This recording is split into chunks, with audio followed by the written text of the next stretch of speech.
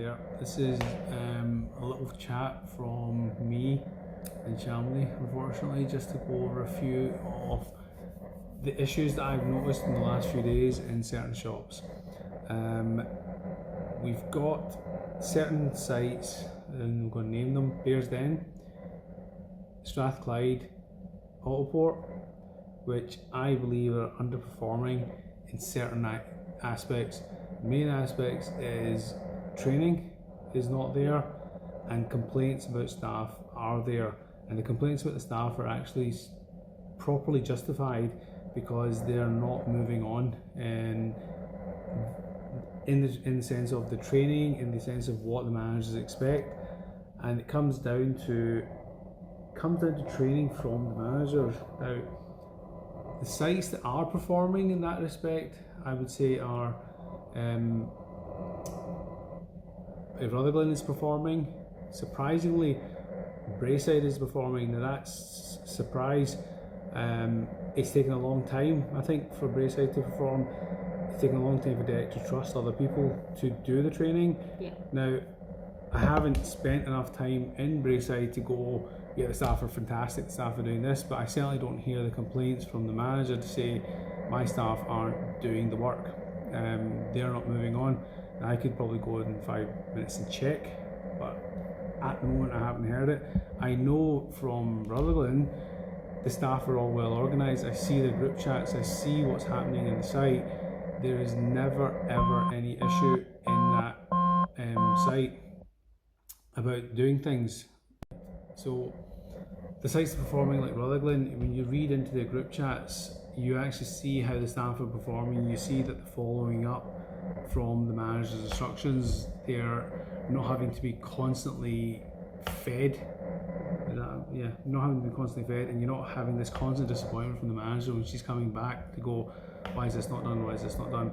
So we'll take it site by site, we'll take Bearsden. Lee's come back after a week and instantly gone out and moaned about the staff that they haven't cleaned the forecourts, they haven't done this, they haven't done that. And Lee's done exactly what she always does, is pick up the brush and go and do it. Mm-hmm. Right? Now, I would have said enough's enough, and I would have said, why is this not being fixed?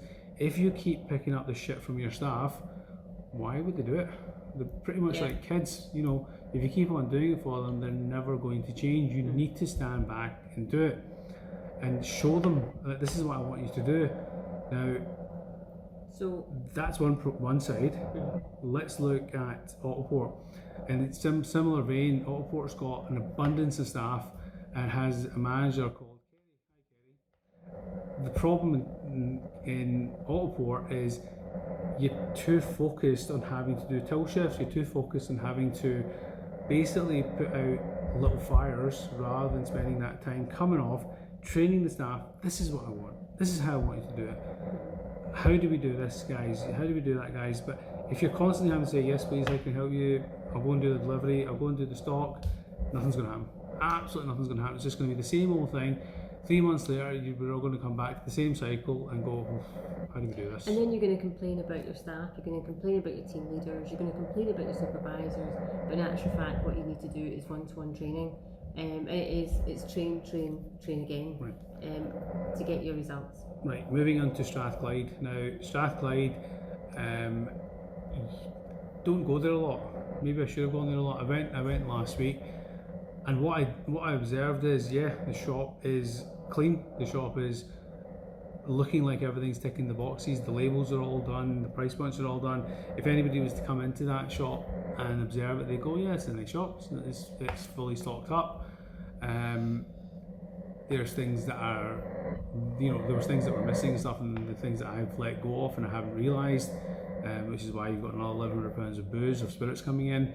The same old thing about the out-of-date booze that happened in Bearsden happened in Strathclyde. Why was that missed if you were all on your job? These are the questions to ask yourself. Now, the thing that I really noticed is the old staff, nothing's happened. They're exactly the same basic airheads that they were 3 or 4 months ago. 5 months ago when they first started. Nothing's been trained into them, so if you don't train them, they're always going to be what we call then airheads. That's not fair on them. It's completely, you have to take this on the chin. It's only going to be a reflection of you. You can only train them if you're free to train. So if Denise is just constantly running around, I was absolutely gobsmacked with the amount of steps, Denise, that you did in the last few days. I was just watching you going, I feel exhausted watching you run around. And I'm usually quite one of the guys that say I'm the best fitter in the business. I can fix your shelves, I can do that. I was thinking, I can't keep up with her, and there's not a chance in hell I'm going to be able to match Denise's energy. You've got all the energy in the world. You need to stop it. And I think the fact you just turned around and you said to me that you're lacking in vitamin D.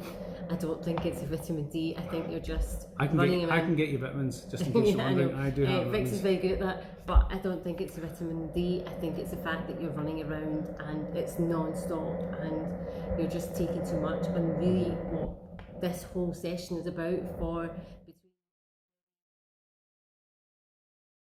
is when you're on site, you should not be on a shift. This is what we're coming back with. You need to be off shift completely so that when you're on, you actually have the ability to train, and you can actually look at it from our eyes to actually see how effective staff are, how do we do their training, and look at it in that aspect. So, in similar vein, guys like, I spoke to him for 2 minutes because I needed to sell those chocolate bars that were going out of date, and I said, make sure you upsell these, and made a little joke. And it was just a one-to-one thing, and he struggled initially, and to be fair to him, Sally spoke to him for 2 minutes and he sold 7 or 8 by the end of the night. The next morning he said, sell 1. The thing is, that's fine, Jacqueline sold 1 in 3 hours, but it's that little initiative in because you're good at it, you can upsell.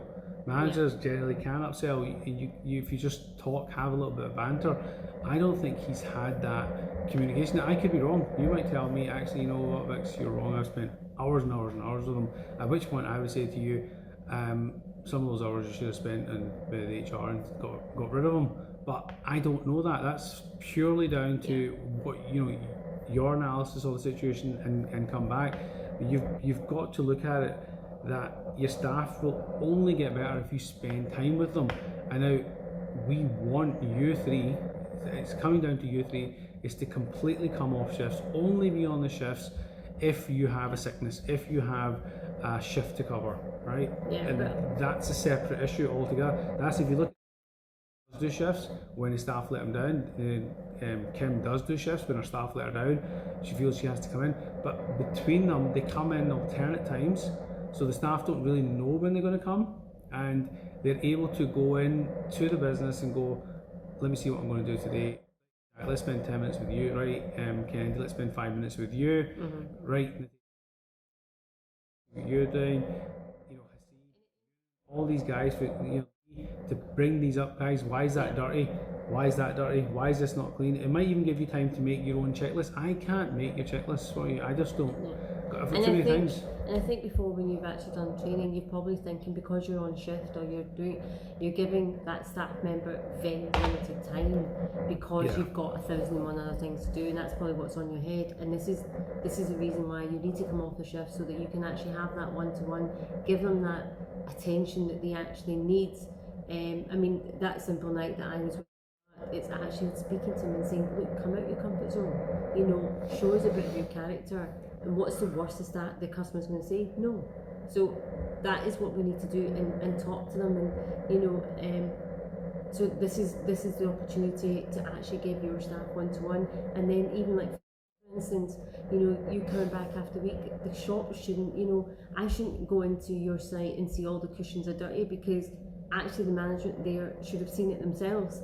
So it is you doing one-to-one training, point it out, this is what you haven't seen and I want you to do it. So it is actually probably splitting shifts up between all of you, to actually, so you get a blend of the morning and you get a blend in the afternoon, so you can actually run through things, see things, and able to point out and do their training with them. I mean, currently we've got 3 super good managers, right? And you're all exhausting yourselves, right? You're all exhausting yourselves. You're all probably going home going, You know, it's very, very frustrating, and I want you guys to stop having it frustrating. I want you to come to work, you know, happy in the sense of that you've accomplished something, you've trained somebody, you've got something sorted out, and it's little things like that that need to be resolved, and just get off the tills and get back to basic training, absolute basic training, and walk the stores yourself, walk the stores, look at the dynamics of the store. How's that staff member performing? How's that bay looking? What can I do to make it better? But before you make those decisions, you're going to have to come back to me. There's a couple of things that I'm going to be speaking to individually to you about things that I've observed that have been localized decisions in the sites, and they don't work. They simply don't work. Now, I am an old codger. I've done this since I was a kid. So there's certain things that I've seen that I'm going, no, we're not doing that. I'll give you an example. On a Sunday and a Thursday, your staff are bringing down all the loose spirits and all the loose beers, and then they're looking to what goes out. That is the biggest waste of time I've ever seen. Now, I get that you have the staff have not been bringing all the stock down, but there's no point bringing down every loose spirit and every loose beer and every loose, you know, bottle that they can find simply to take 95% of them back up the stairs, right? Because it's not like they're date checking anything. It's not like they're just doing it for the sake of doing it. That's just stupidity. You're still posting the wrong dated stock quite clearly in front of each other. You're going to have to get your management team, which you do have, to sit down and go, what are we doing with this, guys? Every single thing is going to have to be spot checked and drummed in. The week that I was in Bearsden, every single time I saw a staff member, they didn't check anything. They didn't check the dates, they didn't look at anything, and it's like, oh yeah. It has to become second nature. Just has to become second nature. It's not about running down the stocks to zero, it's about looking at the dates and everything you open. Train again. Again, if you're running to the tills, if you're running to make the bakes, if you're running to do the cold food, guess what? You can't do any of that training. You have to be free, you have to be independent. Actually, you have to be like me. Look, literally, I can come in and I can pick 1,000 things in a site because I'm not tied to your site. I can sit back and go, don't like this, don't like that. Things that I actually saw when I was on site as well is that not saying that staff aren't working, but when they're actually filling shelves, they're actually so tunnel vision. They're just looking at one thing, they're not looking around them. They seem to just be kind of doing the job. I think that's where the enthusiasm has to come in from the manager, that to be a bit more switched on, which I'm not finding in sites at all. It's in all sites actually. So if I go into Strathclyde, doing the basics and she's just looking, so she's not looking at the junkies around her. You go into Bearsden, very similar. They're just, you know, if I look at Union, and you know, it's been a lot more switched on, and I think that will only come if they have that training and trying to push them that bit harder. Even in the Autoport, the staff are like that as well. You know, so it is that one-to-one, and that enthusiasm can only come from the manager to actually, this is what you need to look at, and actually push your staff a bit more. Okay, that's it for the moment. All right. Yeah. Thank you.